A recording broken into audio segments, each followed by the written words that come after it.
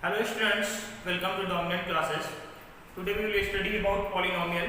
आज हम पढ़ेंगे बहुपद के बारे में।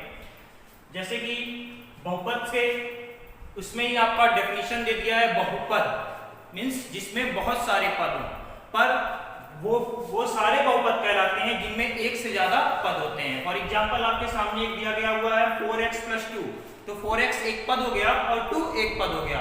इन दोनों को मिलाकर के दो पद बन गए और ये क्या है? बहुपद है। आपके सामने दूसरा एग्जांपल है 2y² एक पद, 3y दूसरा, 4 तीसरा, तीन पद है इसमें, ये भी एक बहुपद है।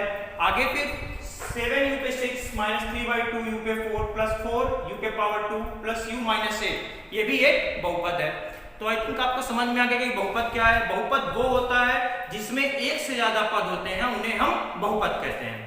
जब हम ये जान गए कि बहुपद क्या है, तो अब हम ये जानते हैं कि आप किस तरह से बहुपद की घात को ज्ञात कर सकते हैं। बहुपद की घात को ज्ञात करने का बहुत आसान सा एक नियम है, जिसे हम कुछ एग्जांपल्स के द्वारा यहाँ पर समझेंगे। बहुपद की घात, डिग्री ऑफ पॉलिनोमियल, इस तरह के क्वेश्चंस आपके एग्जाम्स में मिल जाते हैं, जिसमें आपको बहुपद की घात पूछता है। एक नंबर के क्वेश्चंस में आपको इस तरह के क्वेश्चंस अक्सर करके मिल जाते हैं। चलिए देखते हैं कि किस तरह से हम ज्ञात कर सकते हैं बहुपद की घात को।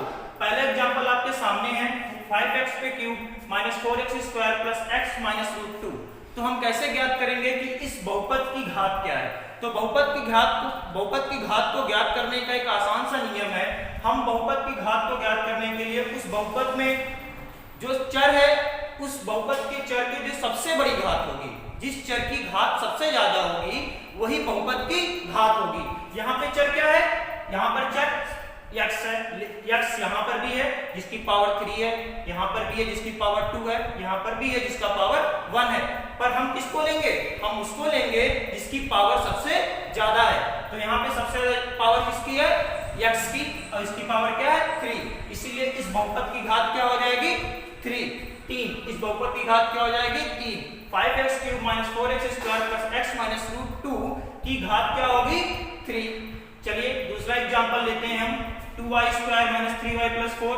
ये क्या है? एक बहुपद है। क्यों? क्योंकि इसमें 3 से ज्यादा पद हैं, एक 2y², एक 3y और एक 4। ये इसकी घात क्या होगी? अगर आपने इस क्वेश्चंस को समझा होगा तो आप समझ गए होंगे कि इसकी घात 2 होगी। क्यों? क्योंकि इसमें जो चर पद है वो y है, और y की जो सबसे अधिक पावर है वो क्या है? 2 है। इसलिए इस बहुपद की घात क्या होगी? 2 हो जाएगी। फिर यहाँ देखते हैं तीसरा एग्जांपल 4x + 2। अब देखिए यहाँ पर ये भी एक बहुपद है। क्यों? क्योंकि इसमें दो पद है, एक 4x है और एक 2 है। तो यहाँ पे इस बहुपद की घात क्या होगी? इस बहुपद की घात होगी 1। क्योंकि यहाँ पे इस x पे कोई पावर नहीं लिखी है, कोई घात नहीं है, फिर भी इसका मान क्या होता है? 1 हम मानते हैं, इसलिए इसका घात क्या होगा? 1 होगा। चलिए अगर आप इस चीज को समझ गए होंगे कि बहुपद की घात किस तरह से ज्ञात करते हैं, तो इस तरह से बहुपद की घात के आधार पर बहुपद को कुछ भागों में डिवाइड किया गया है। उनमें से एक आपके सामने है रैखिक बहुपद, लीनियर पॉलिनोमियल, मतलब एक ऐसा बहुपद जिसपे कोई घात नहीं होती है।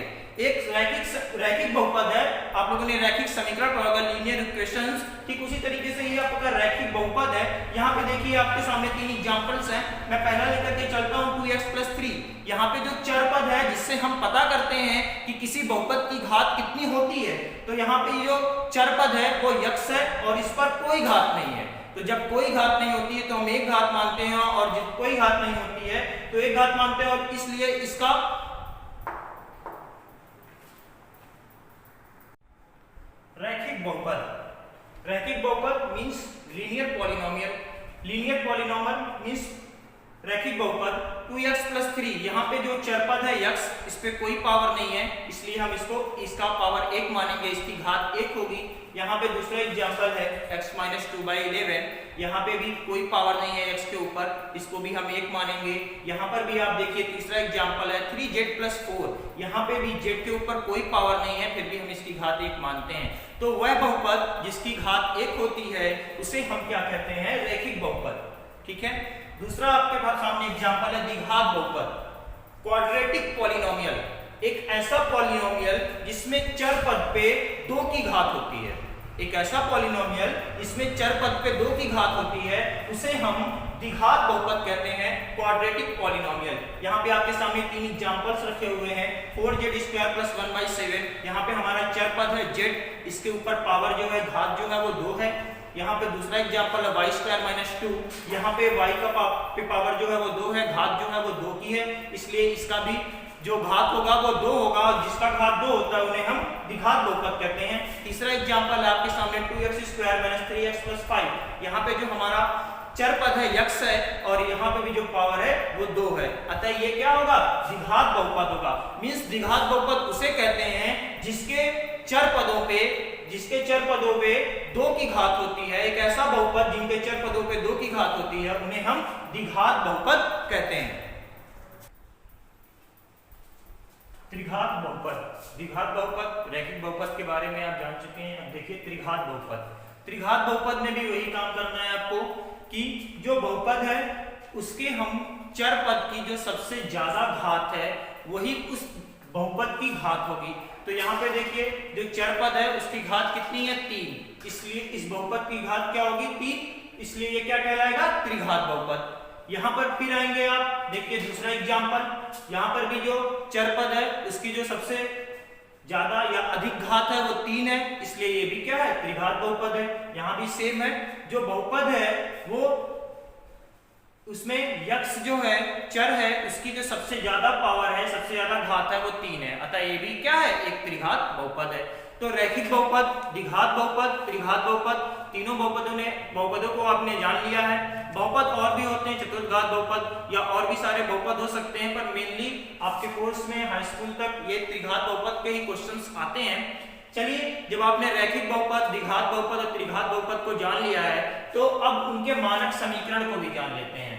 द्विघात बहुपद का मानक समीकरण ax² bx + c, जहां पर a, b और c वास्तविक संख्याएं हैं, a शून्य नहीं हो सकता है। फॉर एग्जाम्पल a का मान 1, 2, 3, 4, 5, 6, 7 कुछ भी हो सकता है, b का मान 0 से लेकर के 9 तक के बीच में कुछ भी हो सकता है, और c का मान भी। इसके बारे में फुल एक्सप्लेनेशन आपको नेक्स्ट वीडियो में मिलेगी। इसी तरह से त्रिघात बहुपद का मानक समीकरण है ax³ + bx² + cx + d। यहाँ पर भी देखिए x पे 3 की घात है इसलिए त्रिघात बहुपद है। यहाँ पर भी a, b, c और d जो है वो वास्तविक संख्याएं हैं, जहां पर a का मान शून्य नहीं हो सकता है। जैसा कि आपने रैखिक बहुपद, द्विघात बहुपद, त्रिघात बहुपद तीनों के बारे में जान लिया है, तो इसलिए अब आपके सामने एक क्वेश्चन है, उस क्वेश्चन को जरूर सॉल्व कीजिएगा और कमेंट में उसका आंसर जरूर बताइएगा कि इसका आंसर क्या होगा।